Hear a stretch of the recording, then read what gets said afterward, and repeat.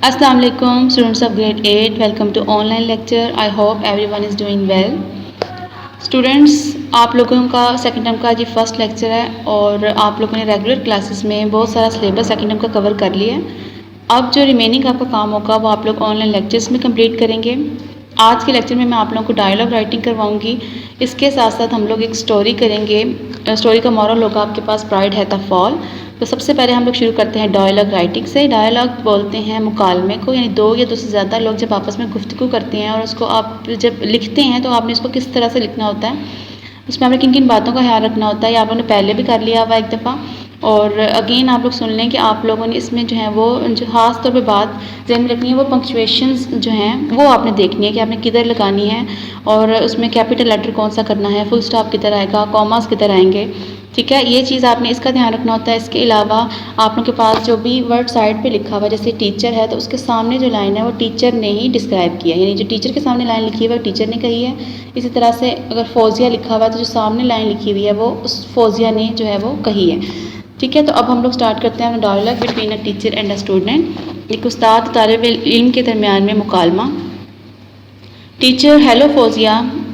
Hello Fauzia, you are a bit late today. तुम्हें आज थोड़ी सी देर हो गई है। फौजिया, यस मैडम, हाँ मैडम, आई एम सॉरी, मैं माजरत चाहती हूँ। Teacher, well hope what happened, क्या हुआ था। Fauzia, the school bus was right on schedule. School की बस जो थी वो बिल्कुल वक्त पर पहुंची। It was about to cross the canal bridge. अभी वो कैनाल ब्रिज को, नहर के ऊपर जो पुल है उसको क्रॉस करने ही लगी थी, उसको पार करने ही लगी थी। When it came to halt with a jerk, जबकि वो एक झटके के साथ रुक गई। जर्क बोलते हैं झटके को, हाल्ट बोलते हैं किसी भी रुकावट को। वो रुकावट की वजह से झटके के साथ रुक गई। The tyre had got flat, और जो टायर थे वो बिल्कुल फ्लैट हो गए, यानी टायर जो थे वो पंक्चर्ड हो गए। टीचर, आई सी, ओ अच्छा, it's none of your fault then, इसका मतलब है तुम्हारी गलती नहीं थी। Fauzia, one thing more madam, एक और चीज़ madam, the driver had no jack with him, driver के पास कोई भी जैक नहीं था।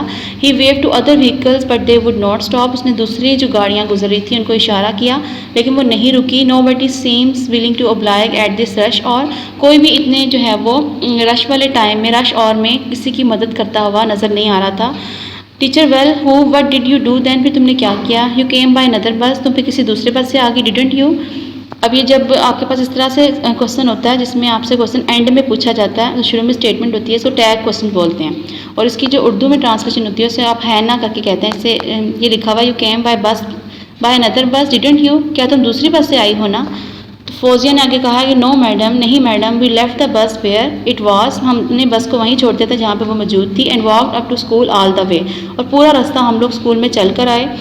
टीचर, वेल डन, बहुत खूब, you are a brave girl indeed, तरह की तुम बहुत ही बहादुर लड़की हो। Now girls let's get going with our lesson, चलें अब हम अपना सबक जो है वो उसका स्टार्ट करते हैं, उसका आगाज़ करते हैं।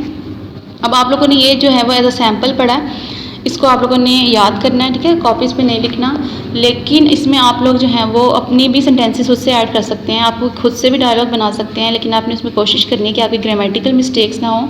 सिंपल सेंटेंसेस और शॉर्ट सेंटेंसेस आप यूज़ करें ताकि आपका जो डायलॉग है वो बिल्कुल जो है वो ठीक लिखा जाए। ठीक है, प्लस जो मैंने आप लोगों को बताया कि पंक्चुएशंस का आपने ख्याल रखना है, जैसे येस के बाद आपके पास जो है वो कॉमा लगा हुआ है, ठीक है, दरम्यान में एक ब्रेक आ रहा है बात के, तो आपने उसमें कॉमा लगा दिया है। और अगर आपने बात कंप्लीट कर ली है, पूरा सेंटेंस कंप्लीट हुआ है, तो आपने फुल स्टॉप लगाया है। क्वेश्चन पूछा जा रहा है तो आप लोगों ने क्वेश्चन मार्क लगाया हुआ है। तो इन चीज़ों का आपने जो है वो डायलॉग में ध्यान रखना होता है। इसके बाद आप लोग आ जाएँ स्टोरी की तरफ। स्टोरी का मॉरल है आपके पास प्राइड है द फॉल, गुरूर का सर नीचा है। ये है जो है वो एक ओल्ड इंग्लिश का वर्ड है, इसको आप हैव समझ सकते हैं। मॉडर्न लैंग्वेज में आप हैव वर्ड यूज़ करते हैं या हैज़ यूज़ करते हैं, तो ये ओल्ड इंग्लिश में हैव यूज़ किया जाता है। ठीक है, अब आपको मॉरल के साथ जब स्टोरी आएगी, आप स्टोरी ये वाली भी लिख सकते हैं। इससे रेलिवेंट अगर आपने कोई और स्टोरी याद की है तो आप वो भी लिख सकते हैं। ठीक है, जैसे आपकी बुक में ये स्टोरी गिवन है फुलिश स्टैग, तो इसका मॉरल दिया गया है all that glitters is not gold. तो आप जो है वो दोनों मॉरल्स के ऊपर ये एक स्टोरी जो है वो फिट आती है, तो आपको इन दोनों में से कोई भी मॉरल आएगा तो आपने उसके मुताबिक आप लिख सकते हैं पेपर में। लेकिन अभी आपके जो है वो सेकंड टर्म में जो मॉरल इंक्लूडेड है वो है प्राइड है द फॉल, तो आपने इसके साथ लिखनी है।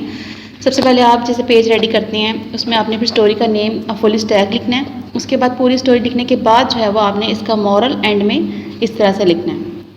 ठीक है, all that glitters is not gold भी चाहे आप साथ लिख लें, ताकि आपको याद रहे कि अगर इन दोनों में से जो है वो कोई भी मॉरल आएगा तो आप इसे लिख सकते हैं। चलिए अब स्टोरी स्टार्ट करते हैं। बुक के पेज नंबर 10 पे आपके पास गिवन है, वन हॉट समर डे, एक बहुत ही गर्म दिन, a stag went to a pool to drink water। एक बारहसिंगा एक होस पे पानी पीने गया। The pool water was clear, होस का पानी जो था वो बहुत शफाफ था। It could see it's reflection in the water, वो अपना अक्स पानी के अंदर देख सकता था। It fail proud of its beautiful horns, वो अपने खूबसूरत सींगों की वजह से बहुत ज़्यादा फ़ख्र महसूस उसने किया। But when it saw the shadow of its thin legs, लेकिन जब उसने अपनी पतली टांगों का अक्स देखा, it felt sad and hated them, उससे जो है वो मायूसी हुई और उसने उनसे नफरत का इजहार किया। While it was still thinking of its अगली लेग्स, अभी जब वो मुसलसल अपनी बदसूरत टांगों के बारे में ही सोच रहा था, it heard the sound of the horse hoof of huntsman, उसने जो है वो घोड़े के सुम की आवाज़, घोड़े के जो पाँव होते हैं नीचे, उनके लिए वर्ड यूज़ किया जाता है इंग्लिश में हूफ, उसे सुम बोलते हैं, सुमदार जानवर। और भी बहुत से जानवरों के इस तरह से होते हैं, जैसे जो है वो गधों के भी इस तरह से होते हैं, ठीक है। अगर घोड़ों के भी होते हैं तो उनके लिए एक वर्ड यूज़ किया जाता है हूफ, इसे आप उर्दू में सुम बोलते हैं। उसने क्या किया कि एक शिकारी था, हंट्समैन बोलते हैं शिकारी को, शिकारी के जो है वो घोड़े की सुम की आवाज़ सुनी and the barking of the hounds, hounds बोलते हैं शिकारी कुत्तों को, और उसके अलावा उससे शिकारी कुत्तों की आवाज़ आई। It ran for its life as fast as its legs could carry it, वो अपनी ज़िंदगी बचाने के लिए भागा जितना मैक्सिमम के वो अपनी टांगों से भाग सकता था। It in no time it left the hounds far behind, और थोड़े वक्त में उसने शिकारी कुत्तों को बहुत पीछे छोड़ दिया। Now it happen to pass through a thick forest, अब उसका गुजर एक बहुत ही घने जंगल से हुआ। एज इट रश थ्रू, जब वो तेज़ी से भाग रहा था, रश का मतलब होता है तेज़ी से मूव करना।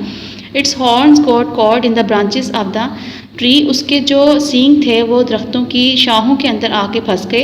It struggle hard to free itself, उसने बहुत जो है वो मेहनत की कि उस अपने आप को आज़ाद करा सके। बट ऑल इन वेन, लेकिन तमाम कोशिशें नाकाम हो गई। इन वेन का मतलब होता है अनसक्सेसफुल, नाकाम।